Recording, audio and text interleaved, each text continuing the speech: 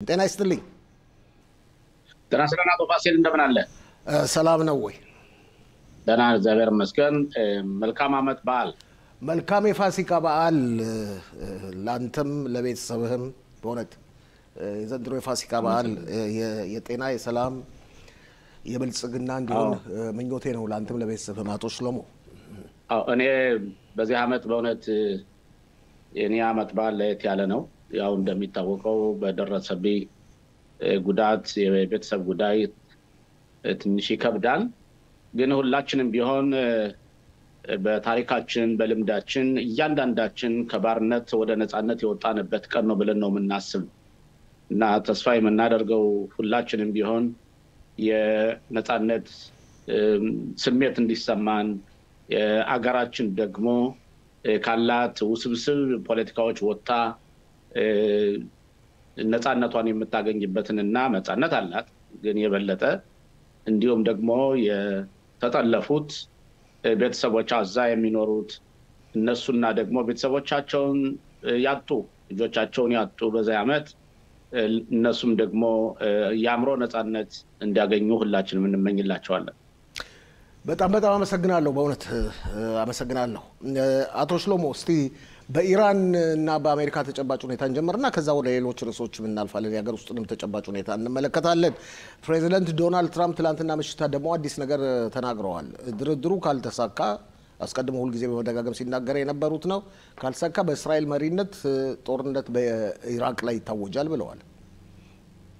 ያው ምን ስንል ነበር መሰለህ አቶ ፋሲል በ7 ቀን 10ኛው ወር በእስራኤል በ23 ዓመተ ምህረት በእስራኤል ላይ የሐማስ ያደረገው ተድራጎት አቀነባባሪዎች አዘጋጆች ገንዘብ ከፊዎች ኢራኖች እና ኳታሮች ናቸው ከጀርባ የነበሩት። በተለይ ኢራን በእስራኤል ላይ ሂዝቦላን በማደራጀት እንዲሁም ሁቲሞችን ወይም የወተት ዝንቦችን ከሩቅ የመን በማዘጋጀት ይሁዳና ሰማሪያ አካባቢ ደግሞ እዛ የሽብርተኝነት ስራ የበለጠ የጎለበሰ እንዲሆን እንደዚሁም ባዛ እነዚህን ሁሉ ነገሮች ያቀነባበሩት እስራኤልን ለማንበርከክ ነው። ግን አምላካችን በእውነት ይሄ ተድራጎት ውጤታማ እንዳይሆን አድርጎታል። መጨረሻ ላይ እስራኤል ባደረገችው አጸፋ መጉዳት ቀጥታ ኢራኖችንም ቢሆን ታድጋቸዋለች። ያ ማለት እንዴት ነው? የዚህ አካባቢ ቀጠና የሰላም ሀገር እንዲሆን ከተፈለገ ኢራን ኒውክሌር ቦምብ መሸከም ብቻ ሳይሆን ወይም መያዝ ሳይሆን አጠቃላይ የኢራን አገዛዝ የአያቶላው አገዛዝ ይሄ አክራሪ አገዛዝ ከድረገጽ መጥፋት አለበት። ስለዚህ የተጀመረ ሂደት አለ። እኔ እንደመስለኝ ከሆነ እንደማስበው ከሆነ ይሄ ድርድር ውጤት ያመጣል ብዬ አላስብም። ምክንያቱም ኢራኖች ይሄ ያለው ሪጂም ወይም አገዛዝ የአካባቢን የበላይነት ለማሳየት የኒውክሌር ቦምብ ተሸካሚ መሆን ይፈልጋሉ። እነሱ የሚሉት እንዴት ነው? የእስራኤል የኒውክሌር ቦምብ አላት እና የኛም እንዲኖር ይፈልጋል። እስራኤል በይፋ አለይ ብላ ተናግራ አታውቅም። ግን በምንም እስራኤል የዲሞክራሲ ሀገር ናት። ስለዚህ እንደ ኢራን አይነት የጨለማ ሀገር በጣም አክራሪዎች የህዝቡን ሰላምና ደህንነት የማይፈልግ በህዝቡ እየተራበ እየተቸገረ ምንም አይነት ደንታ የሌለው አገዛዙንና ስርዓቱን ብቻ የሚፈልግ አገዛዝ የኢራን አገዛዝ ከዚህ ድረገጽ መጥፋት አለበት። ስለዚህ እኔ እንደማስበው ከሆነ ማን ነው ተቀዳሚ የሚሆነው ማን ነው ኢራን ላይ የሚዘምተው የሚለው እንተውና እስራኤል ካሁን ቀደም ያለው ማህበረሰብ አንድም አይነት ነገር ሳያደርግ ኢራኖች ባደረጉት የቀጥታ ትንኮሳ እስራኤል ኢራንን 2 ጊዜ ደብድባለች ቀጥታ። የመጀመሪያውን ኢራኖች ያው መልስ ሰጡ። በሁለተኛው ድብደባ ግን ያው ትራምፕ ሊመረጡ ሲል በነበረበት ሰዓት ስለሆነ ፈርተው ተውታል። ስለዚህ አሁን ለምሳሌ ኢራን የእስራኤል ሀገር አውሮፕላን ወይም የአሜሪካ አውሮፕላኖች ወይም የሌላ ሀገር አውሮፕላን እንደፈለገ ገብቶ መውጣት ይችላል። ምክንያቱም እነሱ የአውሮፕላን ተቃዋሚያቸውን እስራኤል አስወግዳባቸዋለች። ያ ብቻ ሳይሆን የተለያዩ ነገሮችን ሁሉ እስራኤል ጎድታለች። ስለዚህ አሁን የዲፕሎማሲ ሂደት የሚባለው በተለይ በዓለሙ ማህበረሰብ ያለው ተቀባይነት እንዴት መሰለህ አቶ ፋሲል? መጀመሪያ በዲሞክራሲያዊ መንገድ ትፈልጋላችሁ ወይ? የጦር መሳሪያ ከሚዘመትባችሁ ከምትቀጠቀጡት ከምትደበደቡት እናንተ የኒውክሌር ቦምብ ፕሮግራማችሁን ታስወግዳላችሁ የሚለው የቀጥታ ድርድር ይሆናል ማለት ነው። ቆይ እስቲ አቶ ሽሎሞ ልጨርስ አንድ አረፍተ ነገር ልጨርስ። ስለዚህ አሁን በኦማን አማካኝነት ነው ይህ ድርድር ነገ ዓርብ ቅዳሜ ይጀመራል ተብሎ ያለው። ያ ከሆነ ኢራኖች የሚስማሙ አይመስለኝም። ስለዚህ ካልተስማሙ ወደ ወታደራዊ ዘመቻው ይከዳል። እንደሚታወሰው አሜሪካ ብዙ የጦር መሳሪያዎችን እዚህ አካባቢ እንዳቀረበችና የአየር ኃይሏንም የባህር ኃይሏንም ልዩ ኮማንዶም አቅርባለች። ስለዚህ እስራኤል ተሞክሮው ስላላት እስራኤል አንዷ ትሆናለች። ስለዚህ ለዚህ ጉዳይ አሜሪካ ኮአሊሽን መፍጠር አለባት። ምክንያቱም የኢራን ብዙ ጠላቶች አሉ። ይህን በተመለከተ እስራኤል ብቻዋን ማድረግ አትችልም ስንል ቆይተናል። አሁን ግን አሜሪካኖች ራሳቸው ቀጥታ ድርድር አድርገው ውጤታማ ካልሆኑ በእርግጠኝነት ሊሆን የሚችለው ኢራኖችን በጉልበት መጀመሪያ መንግስቱ እንዲወድቅ ማድረግ ከዛ በኋላ የኒውክሌር ፕሮግራማቸውን ማክሸፍ ነው ማለት ነው። ኦኬ እንመለሳለን ጊዜ ካለን። እስቲ ወደ ሊባኖስ ደግሞ ልውሰድ። ሰሞኑን ደግሞ ደጋግሞ የሚነሳ ዜና አለ። ሂዝቦላ ትጥቄን እፈታለሁ በጎ ፈቃደኛ ነኝ ብሏል። አሜሪካኖች በከፍተኛ ሁኔታ ሂዝቦላን እያስፈራሩ ነው። ምክትል ልዩ መልእክተኛዋ በተደጋጋሚ ሁኔታ ቤይሩት በመግባት 2 ወር ጊዜ ሰጥቻቸዋለሁ ብላለች ለሊባኖስ መንግስት ሂዝቦላ ትጥቁን እንዲፈታ። ሂዝቦላ እፈታለሁ እያለ ነው። ይህ ሁኔታ ይሳካል የሚል አመለካከት አለ? በጣም ከባድ ነው ለ100% እርግጠኛ ሆኖ ሂዝቦላ በበጎ አድራጎት የጦር መሳሪያውን ይፈታን ብሎ ማመን ይከብዳል። አንድ ነገር ግን ፋክት ማወቅ እስራኤል ሂዝቦላን አንኮታክተዋለች። እስራኤል ሂዝቦላን ቀጥቅጣለች። እስራኤል ሂዝቦላን ነበረው ኃይል አስተንፍሰዋለች። ማለትም እነሱ 160,000 ተምዘግዛጊ መሳሪያዎች አሉን እስከ ዲሞና ድረስ እንቀጠቅጣለን እስራኤልን እያሉ ሲያርበደብዱና ሲዛቱ ቆይተዋል። መጨረሻ ላይ የሆነው እንዴት ነው? የወታደራዊ አመራራቸውና የፖለቲካ አመራራቸው ተወግደዋል። የሚድል ወይም ማዕከለኛ የወታደርና የፖለቲካ አለቆቻቸው ተወግደዋል። ሂዝቦላ ከፍተኛ የሆነ የፖለቲካ ኪሳራ ሊባኖስ ውስጥ አጋጥሞታል። ያንኛ ልና የምንችለው እንዴት ነው? አንደኛ አሳድ የሱሪያው መሪ ለምሳሌ ዋና ጠባቂዎቹና ዘበኞቹ የነበሩ ኢራኖች ሱሪያ ሂዝቦላ ነበር። ሂዝቦላ ሲንኮታኮት እሱን ፈርጥጦ ወደ ራሻ እንደሄደ እናስታውሳለን። ሂዝቦላ ያ ከሆነ በኋላ አሁን አዲሱ መንግስት ከመጣ በኋላ በሱሪያ አማካኝነት አድርጎ አንድ አይነት የጦር መሳሪያ ሊቀበሉ አይችሉም። ይህ ስለሆነ አሁን ያለው ሁኔታ በአጠቃላይ ሂዝቦላ ስለተዳከመና ኃይል ስለሌለው ለብዙ ጊዜ ሳይመረጥ የቆየው ፕሬዚደንት ሊባኖስ ውስጥ ሚሼል አውን የሚባለው ተመርጧል። ጆሴፍ አውን እሱ ተመርጧል። ከዛ ደግሞ የዓለም አቀፍ የፍርድ ቤት የወንጀል ፍርድ ቤት አባል የነበረው ዳኛ የሊባኖሱ እሱ ደግሞ ጠቅላይ ሚኒስትር ሆኖ ተሹሟል። የሚገርምህ የፓርላማ አባላቶች አሁን አዲሱ ተመስርቶ ያለው ኮአሊሽን ትላንትና ከትላንትናው ስንሰማ የነበረው እንዴት ነው?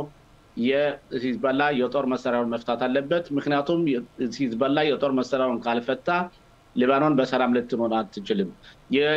የሂዝቦላ የጦር ማከማቻ መሆኗ ሊባኖስን ጎዳት እንጂ ምንም ያመደረገላት ጥቅም የለም። ኢኮኖሚዋ አላሽቋን፣ ፖለቲካዋ አላሽቋን፣ ባህሏና ልምዷ አላሽቋን። እቺ የምናውቃት ሊባኖን አይደለችም። እና ስለዚህ ሊባኖስ ነው ከፍተኛ የሆነ የፖለቲካ ሽኩቻና ቅውጥ አለ። ይህ ጥሩ ነው ለኛ። እስራኤል ደግሞ በነገራችን ላይ ድንጅ ቢኖርም እሷም እስራኤልም እየቀጠቀጠቻቸው ነው። ይህን አስመርኩዞ የሚገርመው አንዳንድ ዜናዎች ሁሉ እየወጡ ነው። እንዲያውም ሂዝቦላ በሳውዲ አማካኝነትና የውጭ ሀገር ጋዜጠኞች እንደዘገቡት ከሆነ የሂዝቦላ መሪዎች አሁን ያሉት ከረንትሊ አሁን በተጨባጭ ያሉት መሪዎች እስራኤል ከደቡብ ሊባኖን ትልቀቅ እንጂ በእኛ በኩል የጦር መሳሪያችንን እናስረክባለን። በነገራችን ላይ ይህን በተመለከተ ባለፈው የተወሰነ ውሳኔ አለ። ያ ውሳኔ ምንድን ነው? ሊባኖስ ከታጣቂዎች ነፃ መሆን አለባት ብሎ ውሳኔ ተወስኖ ነበር እና ያ ነው እየተተገበረ ያለው። ይህ ከተተገበረ ደግሞ በጣም ጥሩ ነገር ነው ብዬ ነው የማስበው። እስቲ ወደ ሶሪያ ልውሰድህና ምንም እንኳን አዲስ ነገር የለም በጁሊያኒ መንግስት ጉዳይ። እስራኤል ያው በደቡብ ሶሪያ ውስጥ እንዳለች ነው፣ በሰሜኑ ደግሞ ቱርኮች እየተንቀሳቀሱ ነው። ታስታውሳለህ ጠቅላይ ሚኒስትር ቢንያሚን ኔታንያሁ ከዶናልድ ትራምፕ ጋር በተወያዩበት ጊዜ በቱርክና በእስራኤል መካከል ሊፈጠር ስለሚቻለው ችግርም አንስተው ነበር። አሁን ዛሬ የሚወጡት መግለጫዎች እንደሚያመለክቱት ከሆነ እስራኤልና ቱርክ በአዘርባይጃን እየተደራደሩ ነው ይባላል። በመጀመሪያ ደረጃ እስራኤልና ቱርክ ምንም አይነት የድንበር ጥላቻ የለንም፣ የሚያገናኘን ነገርም የለም። ስለዚህ ያ ከሆነ ቱርክ ከኛ ጋር የሚያገናኛት ነገር ከሌለ ጸቡ እነሱ አሁን የፍልስጤም ነፃ አውጪ ሆነው ቀርበው ምንም ያቆሮ ችግሩ እኮ የወንድማማች እስላሞች ድርጅት መሪ ነው እሱ ሰውየው ይመስለኛል። ግን መጨረሻ ላይ እንደተኮታኮቱ እኮ እየገባው ነው። ምንም አይነት ፋይዳ ቢሶች እንደሆነ እኮ እሱም የቱርኩ መሪም እየገባው ነው። ከራሱ ከሀገሩ ውስጥ እንኳ ከፍተኛ የሆነ የፖለቲካ ኬዎስ አለበት። በተለይ የኢስታንቡሉን መሪ የከተማ ከንቲባ ካሰረ በኋላ የእሱን ተቀናቃኝ በሀገር ውስጥ ከፍተኛ የሆነ የፖለቲካው ኪሳራ ሁሉ የወደቀበት ነው። ስለዚህ ከሀገር ውስጥ ያለውን የፖለቲካ ጉዳይ እንደማስወገድ የፍልስጤም ነፃ አውጪ ድርጅት ሆኖ በሱሪያ አማካኝነትም ወይም ቀጥታ በአዛ አማካኝነት ሊመጣ አይችልም አርዶዋን። ስለዚህ ጠቅላይ ሚኒስትር ቢንያሚን ኔታንያሁ እና ዶናልድ ትራምፕ በተገናኙበት ጊዜ ጉዳዩ ተነስቶ ዶናልድ ትራምፕ ያሉት እንዴት ነው ኤርዶጋንን እኔ ወደዋለሁ፣ ጥሩ ጓደኛዬ ነው፣ እሱም ይወደኛል፣ ስለዚህ የእሱን ችግር እኔ እፈታዋለሁ እና ብለዋል። ያ ከሆነ ለሁላችን ደስ ይለን። ግን እኔ እንደማስበው ከሆነ ኤርዶጋን ያልተጠበቀ መሪ ስለሆነ ውጤት ያመጣል ብዬ አላምንም። ግን አንድ ነገር አለ አቶ ፋሲል፣ ኤርዶጋን ወይም የቱርኩ መሪ በሱሪያ ላይ የሆነ ተጽዕኖ ለመፍጠር በሚስጥር የሆነ የሚሊተሪ ቤዝ ወይም ካምፕ ለማቋቋም አቅዶ ያቀደውን እቅድ እስራኤል በመረጃ በማግኘቷ ዶግ አመድ አድርጋባቸዋለች ባልተጠበቀ ሁኔታ። ስለዚህ ኤርዶጋን አሁን እስራኤልን ቀጥታ መታደግ ስለማይችል ምንም ምክንያት ስለሌለው ከኛ ጋር መጣላት ስለማይችል ስለዚህ ባለፈው እንዳለው ወይ እግዚአብሔር እስራኤልን ያስወግዳት ብሎ መጸለይ እየጸለየ ነው በጸሎት ብቻ ራሱን ምናልባት ስለዚህ ቀጥታኛን እስራኤልን ኤርዶጋን ሊዋጋት አይችልም፣ ምክንያቱም የለውምና። ስለዚህ ጸሎት ቤት ሄዶ ያን መጸለይ ይችላል፣ ምንም ችግር የለውም። እኛም አምላክ አለ፣ እግዚአብሔር አለ፣ የእስራኤል አምላክ አለ። የበለጠ በእስራኤል አምላክ ነው የምናምን። ስለዚህ በጥቅሉ ስለ ቱርክና ስለኛ በምንመጣበት ጊዜ በእርግጥ አንድ ሀገርና አንድ ሀገር ሁለት ሀገሮች ሰላም ቢያደርጉ ጥሩ ነው። ሰላም የሰላም ሀገር ናት። ጸብ ምንም የሚያመጣው ነገር የለም፣ የሚጠቅመው ነገር የለም። ምንጊዜም ቢሆን ራሳቸው ቱርኮች ናቸው የሐማስ ረዳት በመሆን እነሱን ረዳን ብለው። ስለዚህ ሐማስ ስለተንኮታኮተ ሐማስ ስለጠፋ ሊጠፋም ስለሆነ ስለዚህ ምናልባት አማራጭ እየፈለጉ ሊሆን ይችላል እና ከእስራኤል ጋር እኛም አንጣላ ብለው አስበውም ሊሆን ይችላል። ስለዚህ እየተደራደሩ ከሆነ ጥሩ ነው፣ ቆይተን የምናየው ነገር ነው። ግን ብዙ ጊዜ በተለይ እንደዚህ አይነት አምባገነን ሰዎችን ወይም መሪዎችን በእነሱ ላይ ምንም አይነት ተስፋ መጣል አይቻልም። እንግዲህ አጠቃለን መሰለኝ ይህን በማስመልከት እንግዲህ ፋሲካን በማስመልከት አንተ ፋሲካን በዓል የምታከብረው ከቤተሰብ ጋር ነው፣ ሰፋ ባለ ሁኔታ ነው። እስቲ እንደው በአንድ ደቂቃ የእስራኤል ሕዝብ እንዴት ፋሲካን በዓል እንደሚያከብር። ቅዳሜ ምሽት የፋሲካ በዓል ይከበራል። ፋሲካ ማለት ከቤተሰብ ጋር የሚከበር በዓል ነው። በፋሲካ በዓል የግብፅን አወጣጣችንን በሰፊው የምንተነትንበት ቀን ነው። ለልጅ ልጅ የምናስተላልፍበት ነው። እንደው አንድ ደቂቃ ልስጥህና ቅድም ከመግቢያ እንደተናገርኩት የፋሲካ በዓል ለእስራኤል ሀገር ማህበረሰብ በጣም ለየት ያለ ማህበረሰብ በዓል ነው። የእስራኤል ነፃነቷን ያገኘችበትና የእስራኤል ሀገር ህዝብ ከባርነት ወደ ነፃነት የወጣበት ቀን ነው። እንደዛም ስለሆነ የእስራኤል ህዝብ በነገራችን ላይ እዚህ ያለው ብቻ ሳይሆን ማንኛውም አይሁዲ የሆነ ሁሉ በያለበት በየቦታው በዓለሙ ያከብረዋል። ይህ ዓመት በዓል ለየት ያለ ዓመት በዓል የሚያደርገው ሁሉም የሚያከብረው በአንድ ቀን ነው እና 7 ቀን ቂጣ እንበላለን፣ እንጾልታለን፣ አምላካችን እናመሰግነዋለን። የፈርዖንን አገዛዝ የአረመኔውን አገዛዝ የባርነትን አገዛዝ እናስታውሳለን ከዛ ደግሞ እያንዳንዳችን ከቤተሰባችን ውስጥ ሆነን የኢኮኖሚ ባርነት ያለብን የፖለቲካ ባርነት ያለብን የራሳችን የግል ስቃይና ችግር ያለብን ሰዎች ደግሞ ወይ ጭንቀት ያለብን አንዳንድ ያመማቸው ሰዎች ካሉ በበሽታ የተያዙት ካሉ እነሱ ደግሞ ነፃነታቸው የሚያገኙበትና በሰላም የሚኖርበትን ቀን ሁሉ የምናስታውስ ነው የፋሲካ በዓል ይባል ወይ ነፃነት በዓል በሚባልበት ጊዜ ዝም ብሎ እንደው ከግብጽ የእስራኤሎች የወጡበትን ቀን ሳይሆን እያንዳንዱ ቤተሰብ ከአንድ ላይ ሆኖ አብሮነትን መፈቃቀርን መዘማመድን ሰላምን የሚያስታውስበትና ይህን በመታስታውስበት ጊዜ ደግሞ ፈጣሪና አምላክን በማስታወስ እያንዳንዱ ከቤተሰቡ ጋር ሆኖ ቁጭ ብሎ ተዋህዶ የሚያከብርበት ቀን ነው እና ይሄ የነፃነት ቀን ለዛው ቂጣ እየበላን ታሪካችን እያስታወስን ታሪኩን ከልጅ ወደ ልጅ እየተረክን ማለት ነው እየነገርን ከልጅ ወደ ልጅ እንዲተላለፍ ይህ ከ3000 ዓመት በላይ ይዘነው የቆየነው በዓል ለወደፊት የሚቀጥለው ትውልድ እንዲያልፍ ይደረጋል ማለት ነውና ይሄ እንዳልኩት በርግጥ በዛሬ ቀን ወይም በዚህ በነገው ዕለት ነፃነታቸውን ያላገኙ መብታቸው ተነፍቆ አብዛው ውስጥ የተቀመጡ 59 የሞቱትና በህይወት ያሉት ወገኖቻችን አሉ በተለያየ ቦታዎችም በችግር ላይ ያሉ ወታደሮቻችን ደግሞ ዳር ደንበር አስከባሪዎች እነሱ ደግሞ እኛ በሰላም አመት ባሉን እንድናከብር እዛው በሚሊተሪ ቤዛቸው ነው እኛን እየተጠበቁ የጦር መሳሪያቸውን እዛው ዳር ደንበር የሚያስከብሩ እንደዚህ አይነቱም አሉን በተለያዩ የኛ የሴኩሪቲ ሰዎች ወይም የደን ሰዎች ሁሉም አሉበት ማለት ነው እነሱም የነፃነታቸው ቀን እስራኤል ሰላም ስትሆን እነሱም ነፃነታቸውን ያገኛሉ ሁላችንም እናገኛለንና እስራኤል ጥሩ ሀገር ናት እስራኤል ብርሃን ሀገር ናት እስራኤል ዲሞክራሲ ሀገር ናት አንዳንድ ጊዜ ሰዎች ምን አለ አቶ ፋሲል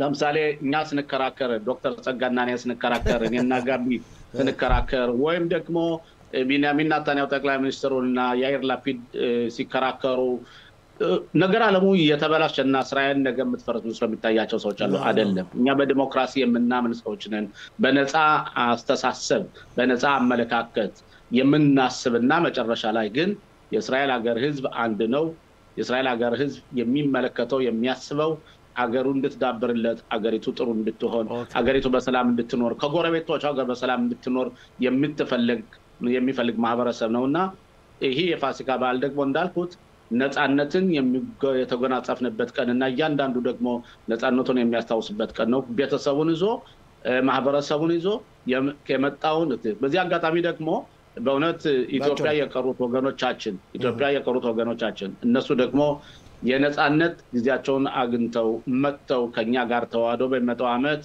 የፋሲካን በዓል እንድናከብር ትልቅ ተስፋ ይኖረኛል አዲስ አበባም ያሉት ትግራይም ካሉ ጎጃምም ኖሩ አዲስ አበባም ኖሩ ሰሜን ሸዋም ኖሩ የትም ያሉ የኛ ወገኖች ሁሉ የእስራኤል ዘር ያለባቸው ሁሉ ደግሞ የነፃነት ቀን እንዲሆንላቸው ተስፋ አደርጋለሁ አቶ ሽሎሞ ሞላ የቀድሞ የክኔሴት አባል ምክትል አፈ ጉባኤ ፖለቲካ ዜናዎች ተንታኛችን በጣም አመሰግናለሁ መልካም የፋሲካ በዓል ላንተም ለቤተሰብህም መልካም በዓል ላንተም ለቤተሰቦችህ